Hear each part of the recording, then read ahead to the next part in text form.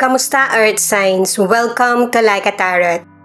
Alamin natin kung ano ang posible pang mangyari para sa mga Earth Signs sa natitirang buwan ng 2024. Pasensya na kayo guys kung hindi nyo masyadong makikita, pero ipapaliwanag ko na lang sa iyo.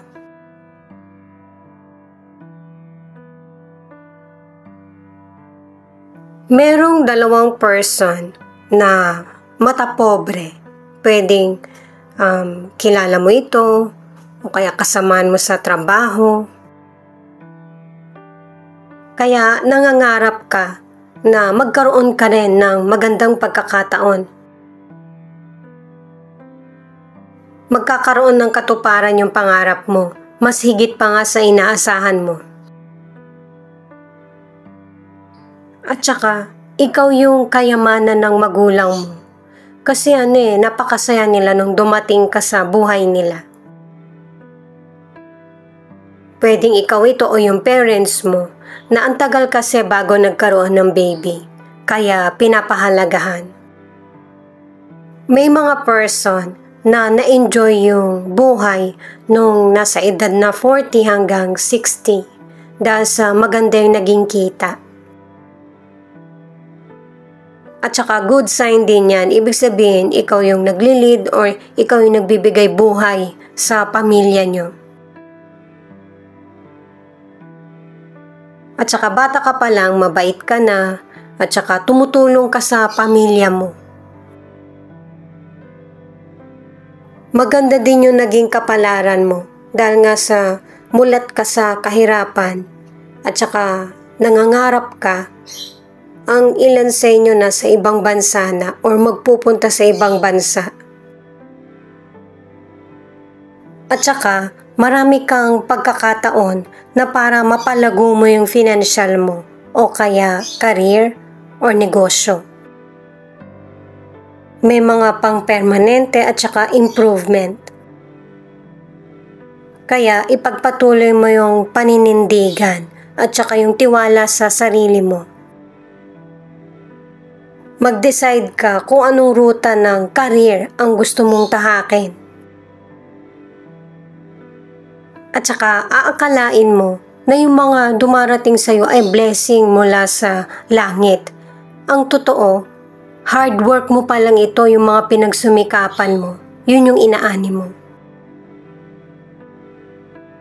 At saka ipinapakita rin dito sa tasa na ito na madali kang makapag-solve ng problema or issue na nangyayari sa buhay mo.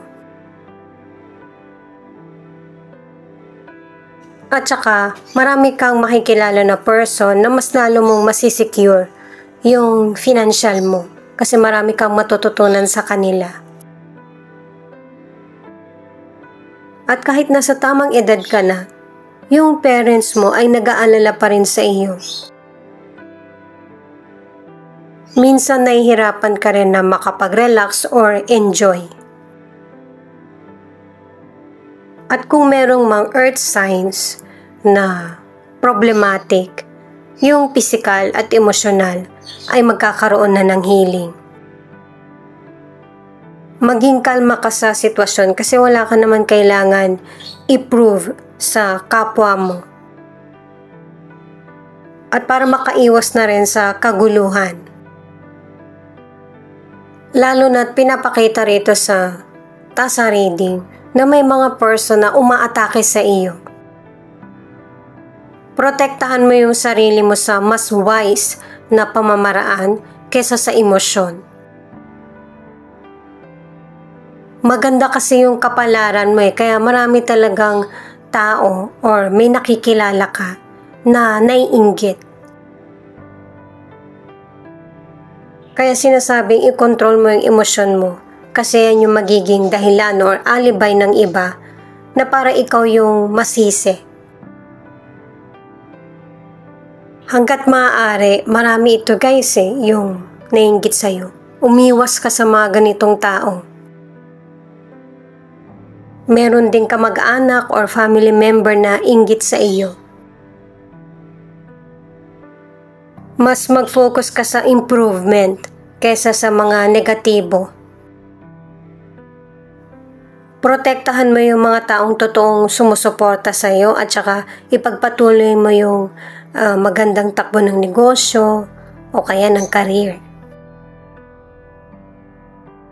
Gamit naman ng mystical cards, alamin natin kung ano ang message na ipapakita.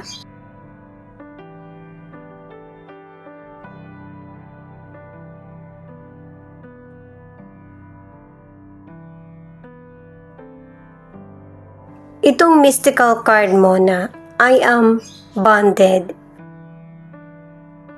pinapahiwatig sa'yo na hindi ka nag-iisa sa bawat challenges na dumarating sa buhay mo. Huwag mo rin piliin na mag-isa kahit na hindi mo sabihin yung problems mo.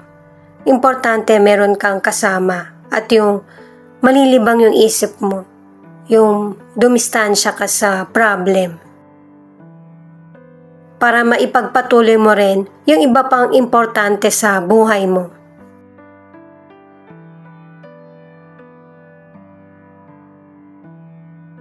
Base sa card na ito, itong I will guide, ibig sabihin, ginaguide ka ng spirit guide mo or ng mga namayapang loved ones para mapuno ka ng pag-asa at saka patuloy na magtiwala kay God.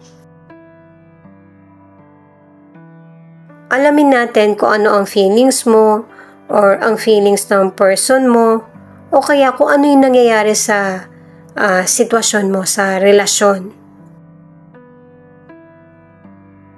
Paalala guys, para sa mga bagong viewers, ang reading na ito ay timeless reading. General reading at guide po lamang, kaya hindi po magre-resonate sa lahat. Kunin mo lang yung akma sa sitwasyon mo at kung kailan mo ito napanood, yun ang start ng 1 week reading para sa iyo. Ikaw na bahala magpalit kung si person mo ito o ikaw.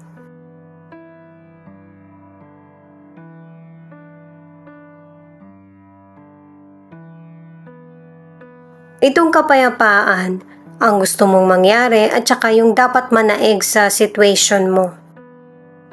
Ito dapat yung manaig, lalo na't nagpapatuloy dito yung swerte mo at saka abundance. Itong next card naman ang nagpapakita na hindi ka madamot sa kung ano yung natatamasa mo. Lahat ng pangangailangan ng family mo ay napupunan mo sa emosyon or sa material.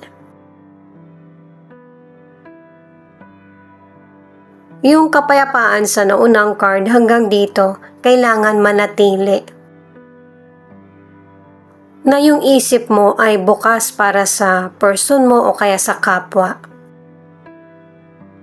Pinapakita rito sa next card na sinusubukan mo naman, pero may mga tao din na sinusubukan din yung pasensya mo. Pero mahaba din yung pasensya mo, hindi ka yung pumapatol agad. Nag-oobserba ka muna sa sitwasyon kung ano yung dapat at saka nararapat mong gawin. At ito yung pananatilihin mo sa situation, yung pagmamahalan or pagkakaisa. Para ito sa relasyon nyo ng person mo, relasyon mo sa family o kaya yung relasyon mo sa kapwa. Kahit dito pinapakita pa rin yung magulang mo na magkaroon ka ng time na kausapin sila. Lalo na kung malayo ka sa parents mo kasi hindi ka mawala sa isip ng family mo. At kung ano man yung nangyayaring sitwasyon sa buhay mo, magkakaroon ng bagong simula. Mas positibo at saka mas payapa. Kasi nakakayanan mo namang maging kalma sa situation or makontrol ito. Gamit naman ng tarot cards, alamin pa natin kung ano ang posible pang mangyari para sa mga earth signs sa natitirang buwan ng 2024.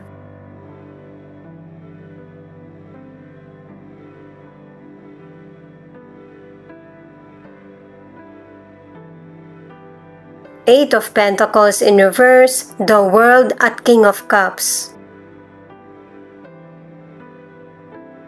May mga earth signs na hindi ka makapag-focus sa mga gawain mo. At itong mga cards na ito ang nagsasabi na kapag ka merong failure o kaya hindi maganda yung mood mo, relax ka lang. Para makapag-isip ka ng mas mabuting paraan patungkol sa tagumpay mo sa career o kaya sa negosyo or love life. Or para sa iba mo pang mga plano. Nabanggit na sa tasa reading at kahit dito sa mga cards na matatamo mo yung pangmatagalan na tagumpay. Pero kailangan mong matutong makiramdam. Yung bang maging reserve, balanse, at saka yung marunong makisimpatya. Para sa ilan sa career, meron kang trabaho na hindi ka masaya or hindi mo na gusto. Kasi nagkamali ka ng akala patungkol sa career mo. At saka ang ilan sa inyo, kinatatamaran mo na. At ang advice ng cards ay piliin mo yung career na alam mong gusto mo. Kailangan ng sipag at tiyaga kasi wala namang tagumpay na biglaan. Lahat yan may kailangan kang gawin. Kasi dalawang cards na yung nagsasabi na maganda yung magiging kapalaran mo sa career o kaya sa negosyo. Pero sipagan mo. Kung masipag ka na, ituloy mo lang. At para sa mga nasa relationship, kailangan pareho kayo nag-e-effort ng person mo para maging secure at saka committed ang relasyon. Ang ilan sa inyo, swerte ka kasi nakatagpo ka ng person na loyal at saka nauunawaan ka. Ang ilang single, mas prioridad mo yung trabaho mo at saka kung nasa ibang bansa ka, mas gusto mong mamasyal kesa magkaroon ng relasyon. Ready ka man or hindi, darating pa rin yung romantic at loyal na potential person sa buhay mo. Ace of Swords, the Strength in reverse, King of Wands. Ang ilan sa inyo, meron ka ng sitwasyon na gusto nang putulin. Kasi ang gusto mong itira sa buhay mo ay yung mas importante. Kasi dito sa mga cards na ito yung pinapakita na tingin mo wala kang power sa situation. Nahihirapan kang magkaroon ng sarili mong desisyon. At ang payo sa'yo ng mga cards na ito ay ikaw yung mag-control ng buhay mo. Ikaw yung mag-control ng situation. Kapag ka nagtiwala ka sa sarili mo, yung ibang tao yun na din ang magiging tingin sa iyo. At saka nakatatlong cards na rin na merong earth sign na tinatamad. Huwag ito yung pairalin mo kasi marami ka pang dapat gawin. At saka marami ka pang dapat ma-achieve. Yun yung mission mo. Hindi ito yung panahon na magpapahinga ka na. Maging masipag para sa sarili. At saka napapansin ko lang guys sa mga cards mo, unti-unting pinapakita na ang ilan sa inyo, ang pinoproblema mo ay yung parents mo. Sa financial, pwede kang tumulong na makakaya mo pero huwag kang magpahiram.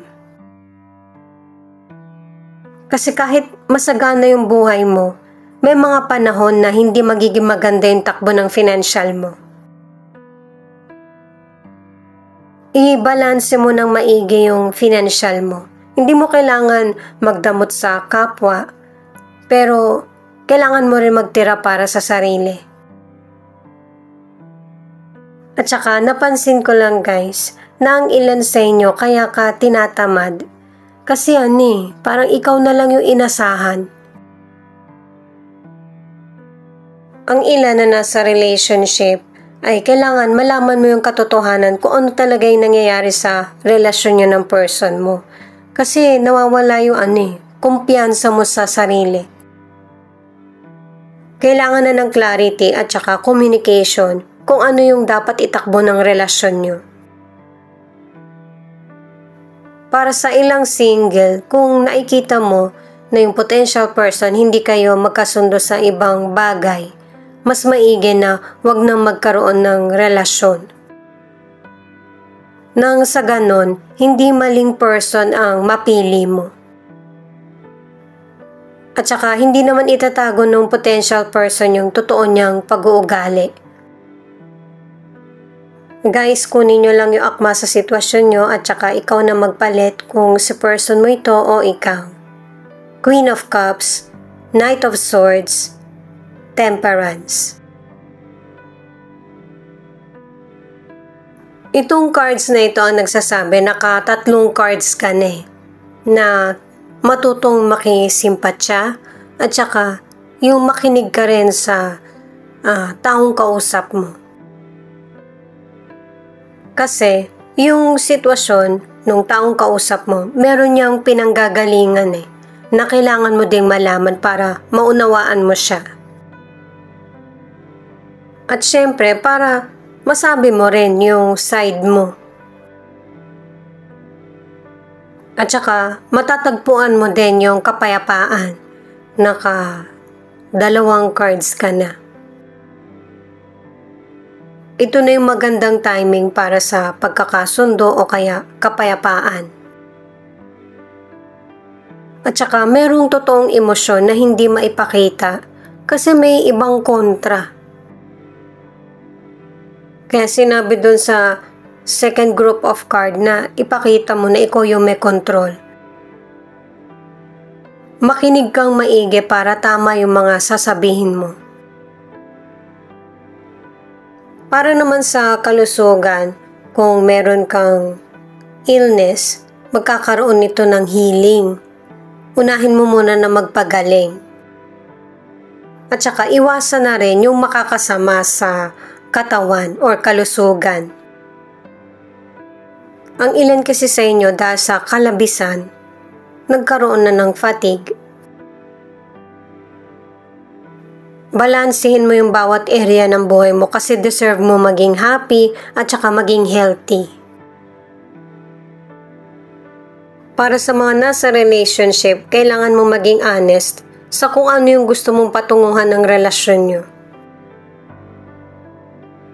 Kasi ang ilan sa inyo ang tagal nyo nang magkarelasyon. Proposal na lang or kasal na lang yung kulang. Pero meron ibang person na pwede rin na magpakasal o kaya yung magkarelasyon lang muna. Kasi payapa naman yung relasyon niya. At kontento ka sa nangyayari sa relationship niyo. At para naman sa ilang single, merong potential person na nakikinig sa'yo, dinadamayan ka niya, at nagustuhan mo itong person na ito. At ang advice ng cards ay kailangan bigyan mo ng sapat na atensyon yung person. Kasi ang hinahanap niya sa relasyon ay yung may oras sa kanya, yung makakarelasyon niya. Bukod pa dyan, gusto rin niya ng mature at saka yung may kapayapaan ang relasyon. Bigyan mo rin ng attention or focus yung sarili mong oras. Dahil sa marami ka rin problem or iniisip, kailangan mong makapag-relax. Pakinggan mo yung mga kanta na gustong-gusto mo, yung wala kang masyadong maiisip,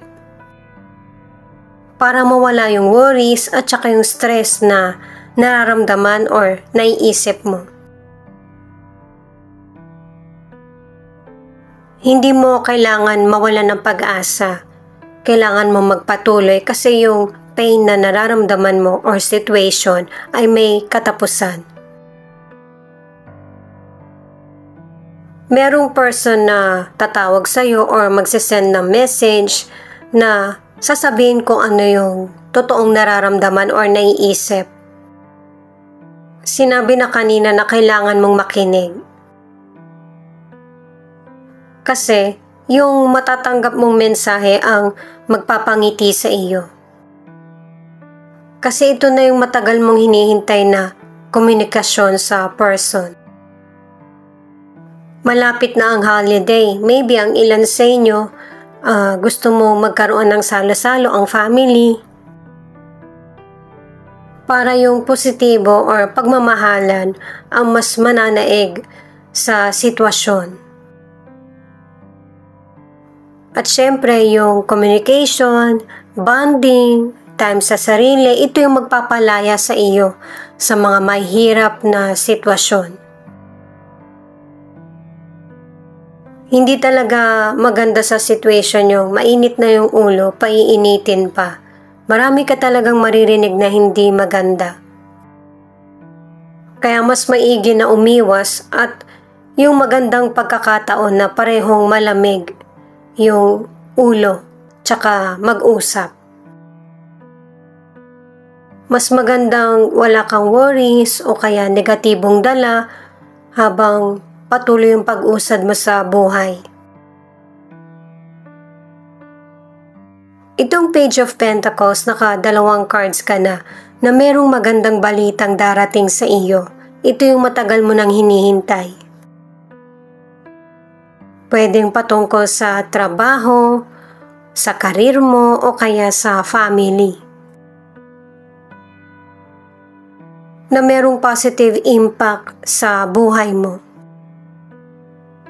At saka, ano man yung mga pinagdaraanan mo sa buhay, lahat ay maisasaayos. Kaya, hindi mo kailangang mag-worry para sa future.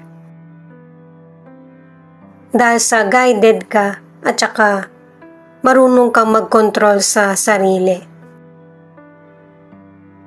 Katulad ng sinabi kanina sa tasa reading, kahit dito sa card na ito na Page of Pentacles, marami ka pang matatanggap na abundance or chances sa buhay. Ito naman yung ilan sa zodiac sign na nangunguna sa reading na ito. Taurus, Leo, Aries, Aquarius, Scorpio, Capricorn, Gemini, Virgo, Sagittarius. Pwedeng hanggang dito makaresonate ka sa charms o kaya hanggang tarot cards lang. Ito naman yung ilan sa letra na posibleng andito yung letra ng pangalan mo o kaya letra ng pangalan ng person mo. S, Y, R, N, M, L, J.